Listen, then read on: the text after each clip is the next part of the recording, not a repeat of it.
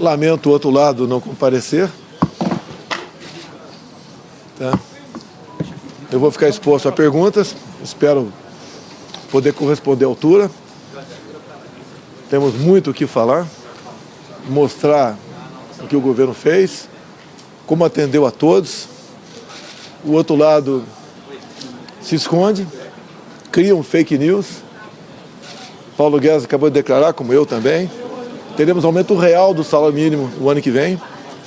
Teremos aumento real para os aposentados e também para os servidores públicos. Se a esquerda não se apoiar em mentiras, o que eles têm a apresentar? Nada, né? Ou melhor, tem que esconder muita coisa.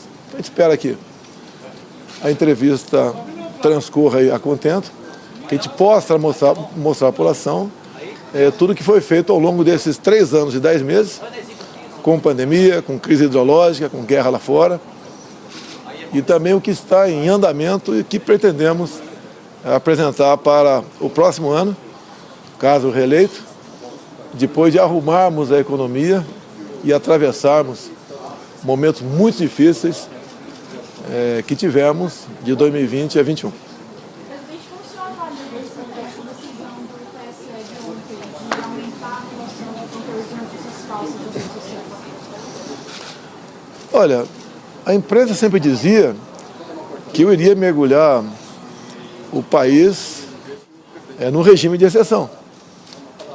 E vocês notam agora que, longe disso, há 2 anos eu tenho falado que a liberdade é uma coisa muito cara para nós. Há 2 anos, Deus, pátria, família e liberdade. Agora, parte da imprensa já começa a sentir o reflexo de uma ditadura, de uma falta de liberdade de expressão, que cada vez mais se aproxima. E olha que a gente não precisa de leis para falar em liberdade de expressão. O próprio artigo 220 da Constituição, diferente de outros artigos que falam na forma da lei, fala exatamente o contrário, que nenhuma lei pode ser feita de forma infraconstitucional para tolher a liberdade de expressão. A liberdade de expressão é o oxigênio de vocês da imprensa. Hoje está sendo a Jovem Pan, amanhã será vocês. Então, só uma coisa me conforta nisso tudo, é que a conscientização de parte de vocês já se começa a fazer presente de que nós não podemos negociar com a liberdade, senão a nossa democracia vai embora. De que adiantou aquela carta à democracia, onde pessoas que censuram vocês hoje elogiaram a carta lá atrás, mas não respeitam a carta maior da Constituição, a carta maior que é a nossa Constituição. Vamos falar na próxima, presidente. Tá apertando. Se você for reeleito, o senhor já tem ideia do perfil que você quer para a STF ou algum nome? Os 2 nomes é perfil parecido do André Mendonça e o do Cássio. Eu não vou citar nomes, né? Eu sempre falo, são pessoas que preservam valores como eu. Jamais você indicaria para lá um abortista, por exemplo, né? Ou alguém que seja favorável à ideologia de gênero ou liberação de drogas, como existe vários ministros, alguns, com esse perfil dentro do Supremo. E também pela liberdade do comércio, né?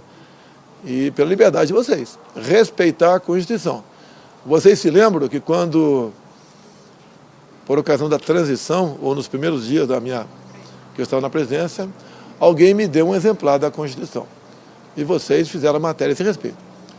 Eu acho que aquele exemplar tinha que ter ficado com outra autoridade, não comigo. Eu sempre respeitei a Constituição, desde sempre, né? Em especial quando assumimos a presidência da República. Da minha parte, liberdade é uma coisa inegociável.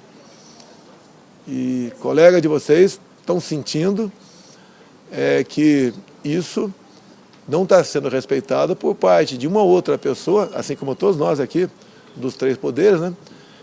Devia ter como Bíblia embaixo do travesseiro. Liberdade igual a democracia, ou você tem ou não tem. E não podemos, como acontece com essas medidas, pessoas se começar a se policiar, o que eu vou escrever?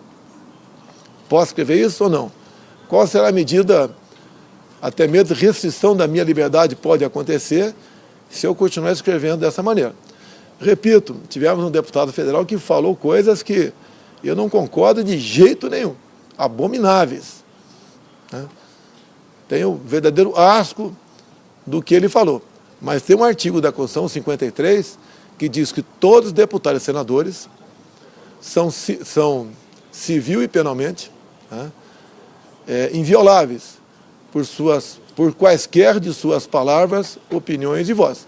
Se eu não gosto de um dispositivo da Constituição, vamos procurar apoiamento para mudá-lo. Jamais ignorar esse dispositivo.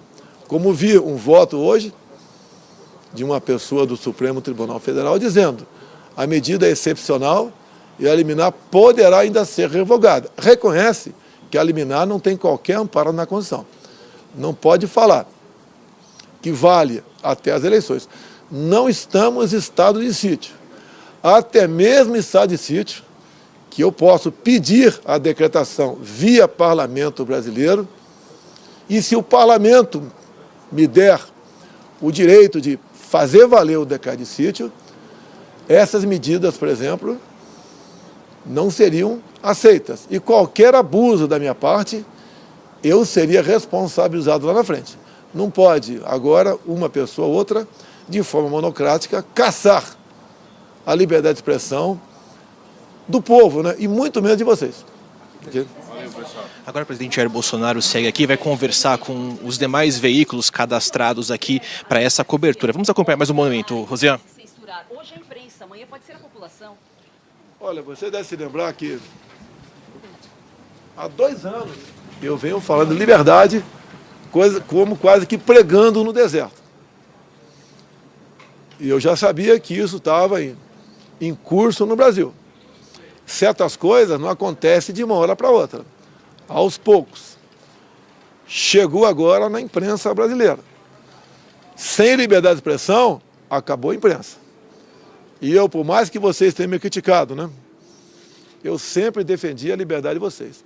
Eles esperavam, ou muitos até de vocês esperavam, esse comportamento de censura vir da minha parte. Da minha parte nunca houve uma palavra, não tem um ato meu para cercear a liberdade de quem quer que seja. E sempre digo, se alguém se sentir ofendido, que vá à justiça, calúnia, difamação, e não onde um tribunal, que vamos assim dizer, não é a parte principal, né, dos 3 poderes. Tomar adesão como essa, eu acho que, com todo respeito, é um deboche para com vocês de toda a imprensa. Eu já venho falando isso há pelo menos 2 anos. E realmente é lamentável. O Brasil ainda é um país democrático. No que depender de mim, continuar sendo. Digo a vocês, em havendo uma reeleição, eu tenho vontade de publicar decretos com cópias de artigos da Constituição, sem mexer uma vírgula. E dizer que quem agir em desproporcionalidade está abusando de autoridade. Ninguém pode abusar de autoridade. Outro dia eu liguei para a defesa, um assunto reservado, e falei: Paulo Sérgio, eu não mando no Brasil, você não manda na defesa e tal pessoa não manda naquele órgão. Então vamos resolver esse assunto. E resolvemos um assunto. Todos nós temos limites. Ninguém aqui é ditador, ninguém pode fazer valer a sua vontade, não interessa o motivo. Agora, cada vez mais, nós vemos poucas pessoas no Brasil entrar em coisas tão sagradas para todos nós. Com todo respeito, a liberdade não é só para a imprensa, não. É para qualquer um do povo. Presidente, o senhor falou, o ex-presidente Lula falou que o senhor pretende desindexar o salário mínimo caso seja eleito, e o senhor hoje falou que, caso seja eleito, concederá um reajuste acima da inflação. Já há previsão orçamentária e de onde virão os recursos? Bem, o governo Lula e Dilma afundaram o Brasil. 2015, 2016, tivemos recessão. 3 milhões de empregos perdidos. A corrupção se fez valer em tudo quanto é lugar. Inclusive nos fundos de pensão. Quando se fala em aposentadoria, vamos falar em aposentadoria de servidores, né, da Caixa, dos Correios, né, e da própria Petrobras. O rombo ali chegou na casa dos 40 bilhões de reais. A continuar esse modelo, essas pessoas deixariam de se aposentar e os aposentados perderiam as suas pensões. Tanto é verdade que para essas 3 instituições, Petrobras, Caixa e Correios, os funcionários têm desconto até 2030, de no mínimo 10% no seu contra-cheque. É essa a questão. Quem trata da economia é o Paulo Guedes. A palavra final sempre é minha. A garantia dele, agora há pouco, de conceder reajuste real, acima da inflação, ao salário mínimo, aos servidores e aos aposentados.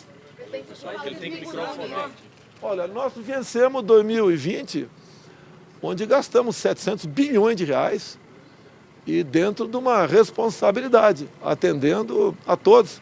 Tivemos, ao longo dos anos, pelo menos a inflação para o salário mínimo e para aposentados. Os servidores não tiveram.